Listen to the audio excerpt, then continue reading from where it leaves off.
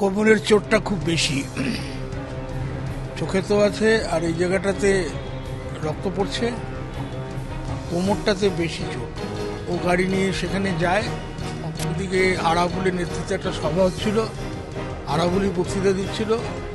রেজ্জাক সাহেব যেমন নামবেন গাড়ি থেকে, আরাবুল নিচে নেমে এসেই প্রথমেই ওকে আরাবুল নিজেই মেরেছে। লাঠি থেকে লাঠি কোনো কিছু বাদ যায়নি। এই একজন প্রবীণ নেতা মাটিতে ফেলে, আর গাড়ির যে অবস্থা আপনারা দেখেছেন। আমরা অবিলম্বে আরাবুল ইসলামের গ্রেপ্তার দাবি করছি এবং আরও যারা জড়িত আছেন, পুলিশ যাতে ওখানে শান্তি শৃঙ্খলা ওই এলাকায় মানুষের নিরাপত্তা রক্ষা করে, অবিলম্বে তার ব্যবস্থা নেওয়ার দাবি করেছি। এটাই হচ্ছে তার নেত্রী যেমন সবকিছু ঘটনাকে বলে থাকেন সাজানো ঘটনা। তিনি তার নেত্রীর নির্দেশে কলকাতা পুলিশ কমিশনার 5ই ফেব্রুয়ারি যখন পার্ক স্ট্রিটে ধর্ষণকাণ্ড ঘটে তখনও তিনি বলেছিলেন যে এটা সাজানো ঘটনা। এই ধরনের কথা বলতে নেতা নেত্রীরা তৃণমূলের তারা উপস্থ। বামফ্রন্টকে বলা হয়েছে বামফ্রন্টের কর্মীদের সমস্ত এলাকায় এর বিরুদ্ধে প্রতিবাদ ধিক্কার মিছিল সংগঠিত করার জন্য। কোনো জায়গায় যেতে গেলে অনুমতি ছাড়া যদি কেউ আসে তাহলে তৃণমূলের নেতারা তাকে আক্রমণ করবে। এই জিনিস তো গণতন্ত্রে চলতে পারে না।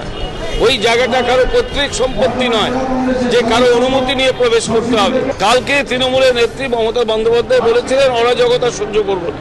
তো অরাজকতা তো দলের লোকেরাই তৈরি করছে, তিনি সেটা আগে বন্ধ করুন।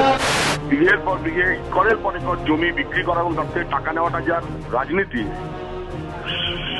ক্রিমিনালদের নিয়ে মুভ করাটাই যার রাজনীতি, সে আর কি বলবে বলেন?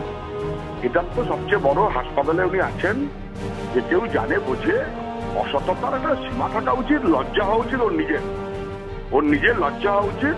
ও লাঠি নিয়ে দৌড়চ্ছে, এই ছবি টেলিভিশনে ফুটে যাচ্ছে। আর এরপরে কোন লজ্জা, এগুলোতে কোন লজ্জা টজ্জা নেই, এরকম লজ্জা টজ্জা নেই। ওকে অ্যারেস্ট করতে হবে, আমার মনে হয় তৃণমূল কংগ্রেসের সর্বোচ্চ নেত্রী বাংলার মুখ্যমন্ত্রী শ্রীমতী মমতা বন্দ্যোপাধ্যায় তিনি বারে বারে তার দলকে যেভাবে সংযত হতে বলেছেন, হয় তার কথা কেউ শুনছে না, নতুবা তিনি মুখে যা বলেন কাজে তা করেন না। মানে কি বলবো, আর আমি হতবাক হয়ে যাচ্ছি। এই জিনিস মমতা নিজে হয়েছিলেন 1990 সালে, ওর দলের লোকেরা কি সেটা ফেরত দিচ্ছে? এরপরে আমাদের কপালে আর কি আছে জানি না। এই সংস্কৃতিটা যে ফিরে আসবে এটা কিন্তু সত্যি সত্যি ভাবা যায়নি, এবং এটা দেখতে পাচ্ছি এটা ক্রমশ বাড়ছে।